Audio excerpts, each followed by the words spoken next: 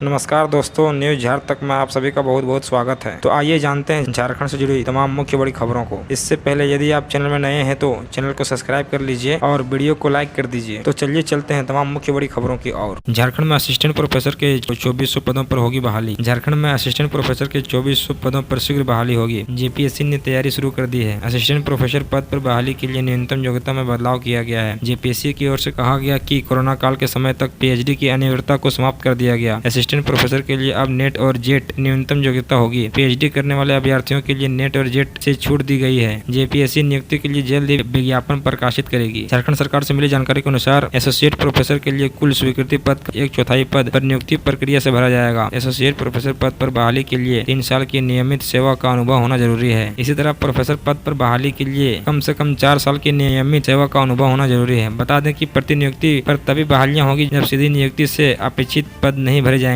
इसी के साथ झारखंड सरकार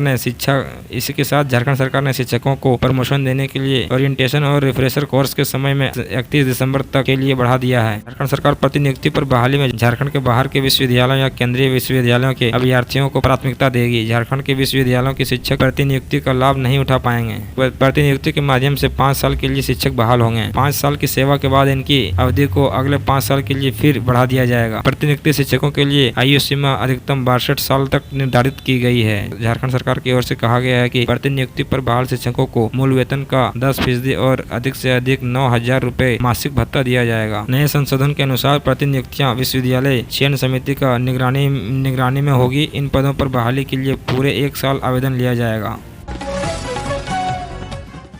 झारखंड के 4351 पंचायतों और 50 वार्ड में शिविर लगाएगी हेमंत सरकार। आपकी योजना आपके सरकार आपके द्वार कार्यक्रम के तहत झारखंड के 4351 पंचायतों और 50 वार्ड में शिविर लगाए जाएंगे। बता दें कि हेमंत सोरेन के निर्देश पर भगवान बिरसा मुंडा की जयंती और झारखंड स्थापना दिवस के अवसर पर आपकी योजना आपकी सरकार आपके द्वार कार्यक्रम के तीसरे चरण की शुरुआत की गई है। सीएम हेमंत सोरेन 24 नवम्बर को साहेबगंज के बरहेट स्थित गोपालडी से इस अभियान को आगे बढ़ाएंगे। यह कार्यक्रम पूरे राज्य के पंचायतों में 26 दिसंबर 2023 तक आयोजित होगा। वंचित और जरूरतमंदों को लोक कल्याणकारी योजनाओं का लाभ दिया जाएगा। कुछ मामले में योजना के तहत आवेदन लिए जाएंगे, जिसका समाधान 1 सप्ताह के अंदर कराने का प्रयास होगा। आयोजित शिविरों में सीएम हेमंत सोरेन खुद मौजूद रहेंगे। बता दें कि राज्य सरकार के 2 वर्ष पूर्ण होने के अवसर पर पहली बार आपके अधिकार आपके सरकार आपके द्वार कार्यक्रम का आयोजन किया गया था। इस दौरान पंचायत स्तर पर शिविर लगाकर ग्रामीणों से आवेदन लिया गया था। फिर उनकी जाँच कर योजना का लाभ मौके पर ही दिया गया था। इस योजना को अपार सफलता मिली थी। इसके बाद सरकार के 3 वर्ष पूरे होने के बाद पर 2 चरण में आपकी योजना आपके सरकार आपके द्वार कार्यक्रम का आयोजन किया गया। इस दौरान भी लाखों लोगों के आवेदन का समाधान हुआ। इस कार्यक्रम की सफलता और उपयोगिता के देखते हुए राज्य सरकार ने 4 वर्ष पूरा होने के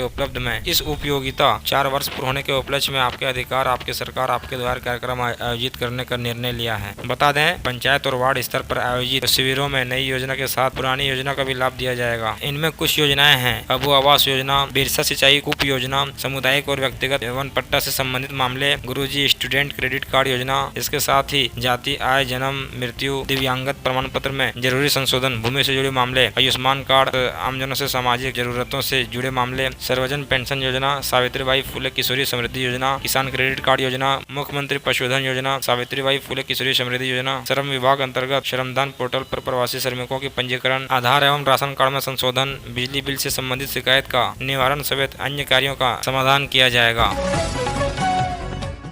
यूट्यूब से वीडियो बनाकर लोगों से साइबर ठगी करने वाले 5 अपराधी गिरफ्तार। जामताड़ा एसपी को मिली गुप्त सूचना पर जामताड़ा साइबर थाना की पुलिस ने करमाटांड एवं नारायणपुर थाना क्षेत्र के विभिन्न गांवों में छापेमारी कर 5 साइबर अपराधियों को गिरफ्तार कर लिया है। इस संबंध में एसपी अमीनेश नोथानी ने बताया कि गुप्त सूचना पर साइबर डीएसपी मंजरूल लोहदा के नेतृत्व में करमाटांड थाना अंतर्गत लोहरबंधा, दुधानी से 4 एवं नारायणपुर थाना अंतर्गत लोकनिया गाँव से 1 साइबर अपराधी को गिरफ्तार किया गया। इस दौरान एक साइबर अपराधी घटना स्थल से भागने में सफल रहे। इनके पास से 16 mobile phone, 21 SIM card, 1 laptop, 25,000 रुपये नकद तथा एक बुलेट मोटरसाइकिल की बरामदगी हुई है।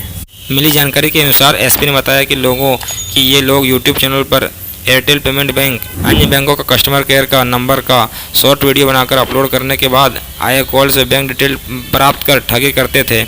साथ ही व्हाट्सएप नंबर पर स्क्रीन शेयरिंग मोबाइल ऐप भेज फोन पर झांसा देकर मोबाइल ऐप को डाउनलोड करवाने व अपने लैपटॉप के ऐप पर स्क्रीन शेयर होने पर बिजली बिल कुरियर सर्विस का झांसा देकर, विशेषकर सीनियर सिटीजन को झांसा देकर बैंक संबंधित डिटेल जैसे कार्ड नंबर तथा गुप्त नंबर प्राप्त कर ठगी किया गया तथा गूगल एड के माध्यम से कस्टमर केयर बनकर बैंक डिटेल प्राप्त कर ठगी करते थे।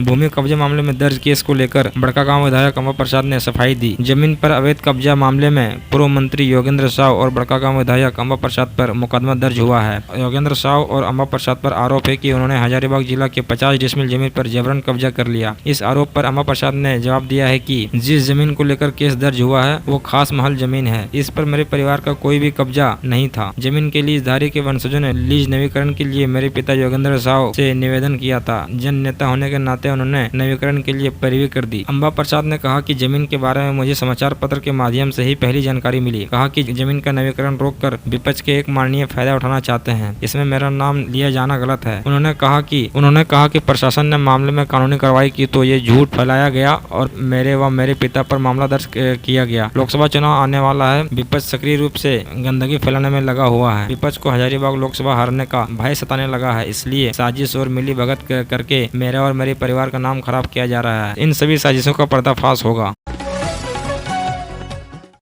झारखंड के गोड्डा में अज्ञात बीमारी से पहाड़िया समुदाय के 7 बच्चों की मौत। झारखंड के गोड्डा जिला अंतर्गत सुंदर पहाड़ी प्रखंड के सिंदरी पंचायत के आधा दर्जन गांव में अज्ञात बीमारी से पहाड़िया समुदाय के 7 बच्चे की मौत हो गई। बताया जाता है कि बच्चों को पहले बुखार आया, फिर उनकी मृत्यु हो गई। मृत बच्चों की उम्र 10 वर्ष से कम है। फिलहाल जिले के सिविल सर्जन ने 4 सदस्यीय मेडिकल टीम बनाकर उन्हें प्रभावित गाँव में जाकर जाँच करने का आदेश दिया है। मृत बच्चे को चिन्हित करने और संभव इलाज मुहैया कराकर रिपोर्ट देने का निर्देश दिया गया। इधर इस मामले में गोड्डा विधायक अमित मंडल ने सरकार पर निशाना साधा है। दरअसल पिछले शनिवार को विश्व आदिवासी एवं संगठन के संजय किस्कू ने सिविल सर्जन को लिखित आवेदन देकर सूचना दी थी कि गोड्डा जिला के सुंदर पहाड़ी प्रखंड के अंतर्गत सिंदरी पंचायत के जेलों में 10 वर्ष से कम आयु के बच्चों की अज्ञात बीमारी से मृत्यु हो जाती है। मिली जानकारी के मुताबिक 14 से 20 नवंबर के बीच जेलों बेरागो, शारमी, सिदलेर में 5 बच्चे की मौत हो गई। वहीं 21 नवंबर तक डांडे और शारमी में भी एक बच्चे की मृत्यु हो गई। अज्ञात बीमारी से बच्चों की मौत पर ग्रामीणों में दहशत है। बता दें कि संथाल परगना के साहेबगंज, पाकुड़, गोड्डा और दुमका जिलों में आदिम पहाड़िया जनजातीय समुदाय के लोग निवास करते हैं। राज्य सरकार द्वारा इनके संरक्षण और संवर्धन के लिए कई योजनाएं चला रही है, लेकिन धरातल पर उसका लाभ लोगों को मिल रहा है या नहीं, यह बड़ा सवाल है। बता दें कि कुछ महीने पहले साहेबगंज जिले में अलग अलग गाँवों में पहाड़िया समुदाय के लोग डायरिया का शिकार हो रहे थे। इससे करीब आधा दर्जन लोगों ने अपना जान गंवाई थी।